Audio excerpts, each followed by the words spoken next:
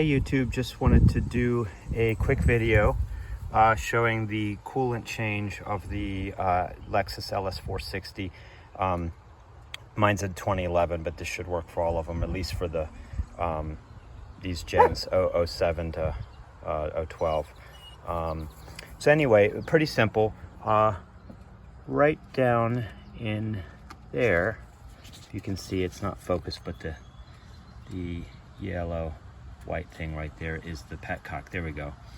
And we drained that. About 1 1/4 gallon came out, something like that. There is a bleeder valve or screw right here. You can get to it through this hole, but I just wanted a little bit more room for my first time. And thankfully the instructions are on here in terms of how to fill it. So I did actually end up taking this off and cleaning this out a bit as well. Just want to be thorough and take my time. So essentially what you do is you do a complete drain of the radiator, close that back up, petcock at the bottom, fill this up to the full line, start the engine, idle it for 10 minutes while opening this bleeder valve.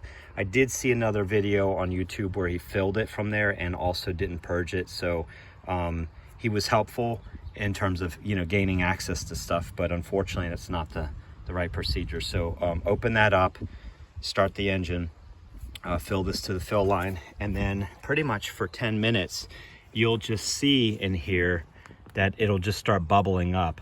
And you just want to keep the line, at the fill. And I used one of these fillers as well, funnels. That was great. And so once that's done for about 10 minutes, then they say to, on the instructions right there on the cap or on the reservoir, fill it up to the filler, and then go in the, put the cap back on, go in the vehicle, rev it up for at 1500 to 2000 RPMs for another 5 minutes. So keep the engine on. Sorry, I got cut off.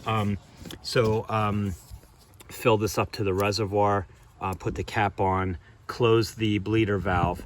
I'm sorry, the bleeder valve is already closed. It's been closed as we've been idling the engine, sorry. But fill this up to the reservoir filler, put the cap back on, keep the engine on, rev it for 5 more minutes from 1500 to 2000 RPMs.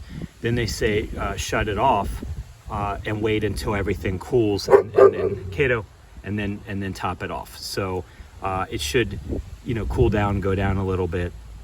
The air should have got out by now. So just wanted to let everybody know. Pretty easy procedure, definitely recommend doing. And I did get the Toyota coolant, the Lexus 5050 pink stuff. All right.